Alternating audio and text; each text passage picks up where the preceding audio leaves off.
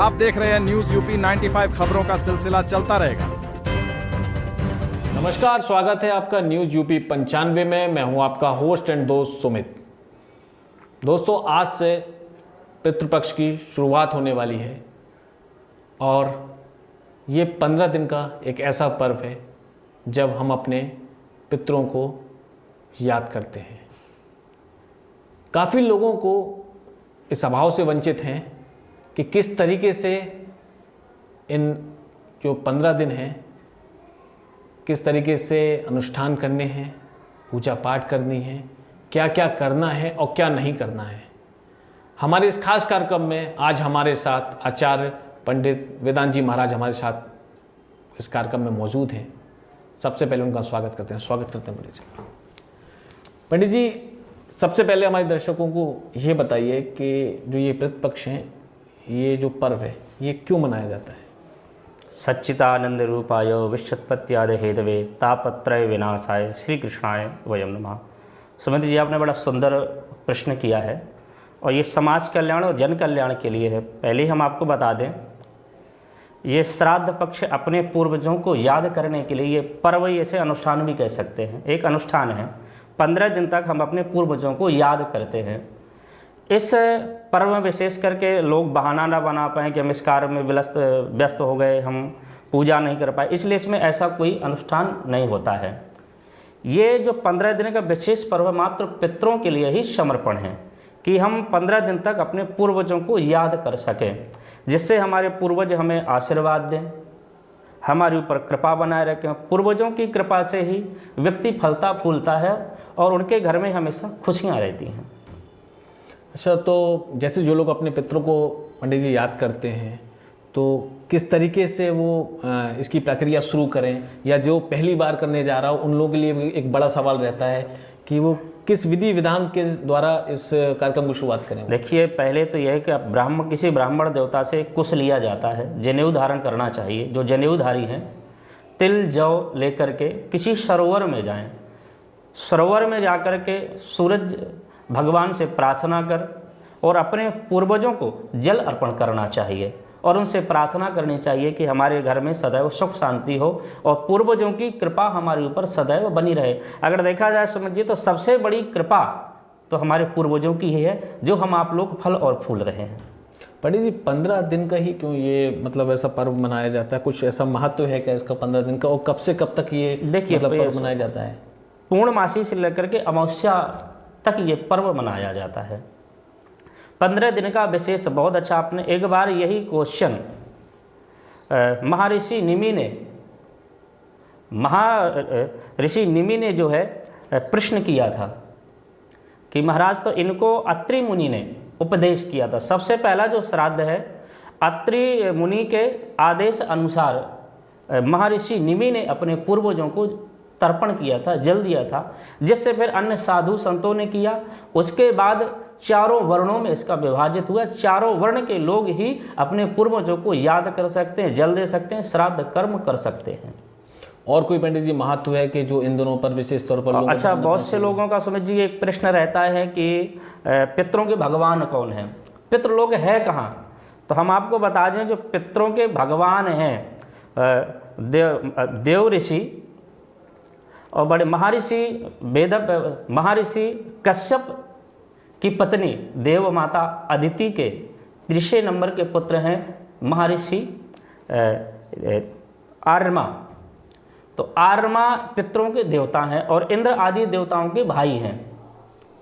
उत्तरा फाल्गुनी जो नक्षत्र है, इनका एक ही नक्षत्र है, इस नक्षत्र में इनका वास रहता है।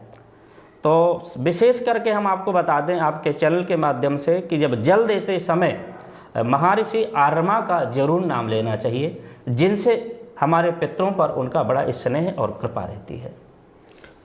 और कोई ऐसी महत्वपूर्ण बातें जो विशेष बहुत से लोग कहते हैं कि पितृलोक है कहाँ, तो हम आपको आपके चैनल के माध्यम से बात दें। पितृलोक जो है स्वर्ग लोक और पृथ्वी लोक के बीच में एक लोक है, जिसे हम पितृलोक कहते हैं। 1 वर्ष से लेकर के 0 से लेकर के 100 वर्ष तक पितरों का हमारे वहाँ वास रहता है। फिर जीव के कर्म के अनुसार वहाँ से उनको गति प्रदान होती है, कि इसको पुनर्जन्म मिले, ये मोक्ष मिले, ये वहाँ से तय होता है। तिल का बड़ा महत्व होता है, उसका महत्व इतना ज़्यादा क्यों इसमें माना जाता है? तिल का महत्व है यावत श्रेष्ठा। तिल जो है प्रसन्नता का सूचक है। इसके साथ में जो लोग तर्पण करने के लिए जाते हैं, तिल से जल जो है शुद्ध हो जाता, मन और वृत्तियों की शुद्धि होती है, जिसके कारण हम उनको जल देते हैं।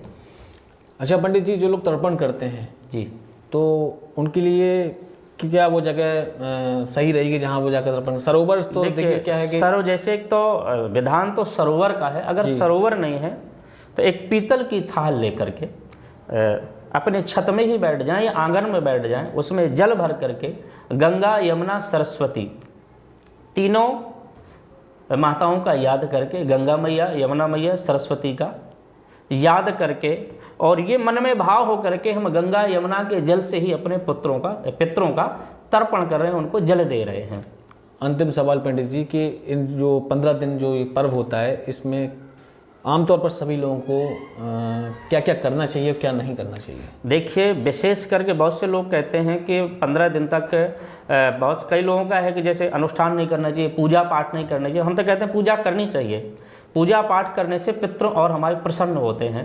वो मन में सोचते हैं कोई हमारे ऐसे घर में कोई कुल दीपक है जो हम लोगों को याद करा और हमारे लिए ही ये पूजा कर्म करा। देखिए, कोई भी पूजा, अगर पितरों की भी पूजा हम करेंगे तो सबसे पहले हमें पंचोपचार पूजा करनी पड़ेगी।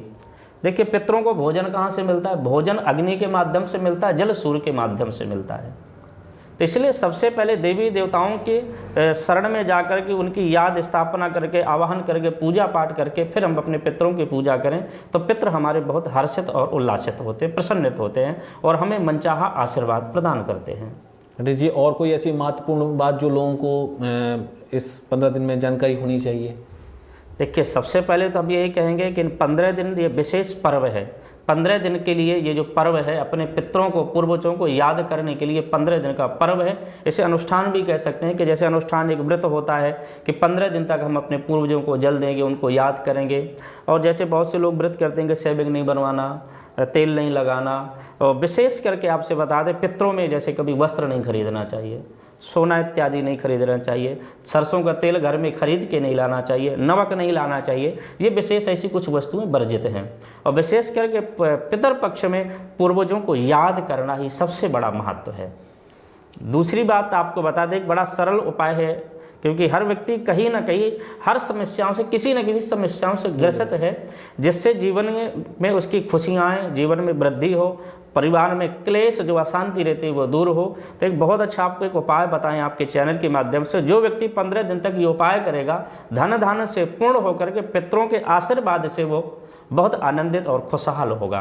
तो आपको बता दें कि पूरब दिशा और उत्तर दिशा के बीच का जो स्थान है, बीच के स्थान पे गाय के घी का दीपक नित्य जलाना चाहिए। ऐसा करने से हमारे पूर्वज हम पे आशीर्वाद देते हो। माँ लक्ष्मी को उस घर में विशेष कृपा होती है, उस घर की दरिद्रता दूर हो करके उस घर में सदैव खुशियाँ प्रवेश कर जाती हैं। जी बिल्कुल, आपके बताए हुए जो आपके वाक्य हैं पर निश्चित तौर पर हमारे दर्शकों बिल्कुल उनको कहीं ना कहीं बहुत लाभ भी होने वाला है। और आप हमारे साथ थे पंडित वेदांत जी महाराज जी, और प्रतिपक्ष के लिए तमाम विषयों पर चर्चा हुई। जो हमारे दर्शक थे उनको बहुत सारी ऐसे वाक्य थे जिनको लेकर वो चिंतित थे कि किस तरीके से उनको इस पूरा जो प्रक्रिया है वो पूरी करनी है। उसमें महाराज पंडित जी ने पूरी विधिवत जानकारी दी है। और आगे भी हम ये प्रयास करेंगे कि इस तरीके की कोई भी अनुष्ठान हो, कार्यक्रम हो, उसके लिए पंडित जी के द्वारा हमारे दर्शकों को समय समय पर ऐसे प्रवचन मिलते रहें।